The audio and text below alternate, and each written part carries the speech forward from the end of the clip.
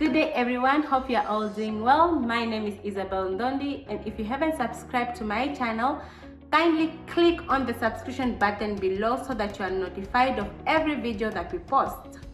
Alright, so to begin with, today we are going to talk about our spending habits, which I believe is a very sensitive topic in our community. This is because we are scared of the critics that people may throw to us.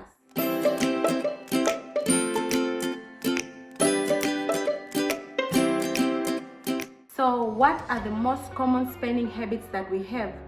Number one, spending without a plan. This is because some of us do not have budgets at all, and even if we do not look at our budgets when we get the income. Income being salaries, interest, gifts, commission, selling of goods. There are a lot of incomes. So some of us feel like a gift, we shouldn't budget a gift. We shouldn't budget for our salaries. We already know where it's going to go to. But it's actually a problem when you do not budget at all. Whatever money comes in, no matter how small it is, you must actually calculate the amount that is going to rent, the amount that is going on food, parents or black tax. All of those things will actually add up. But if you do not calculate at all, you will not know where or how your money went to at all. It will just disappear into thin air. It will disappear and you will start blaming people, your friends, your family for asking money from you. But if you actually budget the money that you give to your friends or your family, let's say for example, I have siblings, and at the end of the day I have to spend a few dollars on my siblings, I have to calculate that money so that I do not get angry at the end of the day when I don't see that money. Alright, that's one. Number two on the list, we have impulsive, or what we call emotional spending. This happens when we go into shops or we buy a product or a service without planning for it. Say for example, I go to Legit or Mr. Price, I don't know where I'm going there, and I end up buying a pair of jeans or a pair of shoes without me having any plans for it at all. That is called emotional spending. You are tempted to buy a certain product without you planning for it at all. That can give you temporal pleasure. Okay, it gives you temporal pleasure, but after a while you'll ask yourself, why did I buy this good? You will not have any value for it at all because you did not plan for it.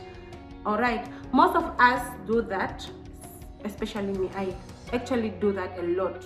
I'm an emotional spender. I'm trying to really try to fix myself on that.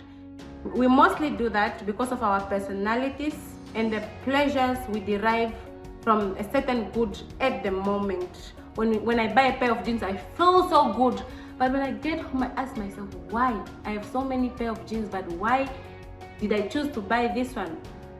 Really, it's a mess. It's really a mess, and I have to improve on that for myself. Okay, others will spend because still on emotions. Some, when they are excited, they decide to buy goods just like that, and others, when they are angry, they also decide to just buy.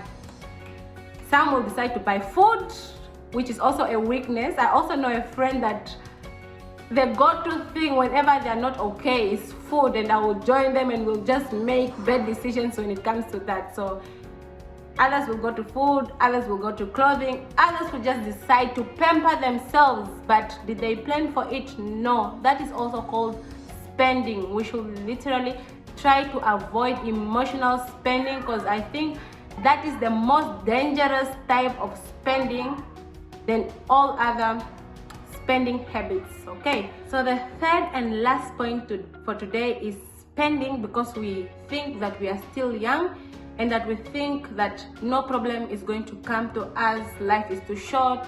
All those things that we tell ourselves to make ourselves feel better. So just imagine not being able to pull out $100 or $200 for electricity or for gas, for petrol, because you spent everything just the moment you got that salary, that interest, that gift. You decided, no, I'm going to spend because I worked hard for it, and now you cannot pull out a $200. You call a friend, your friend tells you, no, right now I do not have at all. What are you going to do? So I feel like most of us are in those situations at times, and we really do not have anyone to call or to come to our rescue. So the thing of saying I am still young, I have to enjoy my money now that I'm alive, yes, but we should actually try to avoid those sayings. The reason being, money saved today will actually bail you out tomorrow. So if you can try to save the minimum, so that at least it can pull you out of whatever situation you are faced in the future. So I think that is also a spending habit. We just spend because we feel like we are young. We spend because we feel like, nah, this life is too short. Maybe I might die tomorrow. Then what happens to my money? If you die today or tomorrow, it's also okay. Then you leave your money for your children, for your siblings, for your parents. Something they can look at like, no, Isabel did this for us at least. Not that I have anything at the moment, but I'm actually planning on improving myself, trying to improve myself and the lifestyle of my family. So that's it for today. We are still going to discuss a lot about our spending habits, but this is the end for today. I hope you enjoyed the video, and I hope that you subscribe. Please do not forget to do that. It will really help us a lot. So thank you for watching, and stay tuned for the next video. Bye.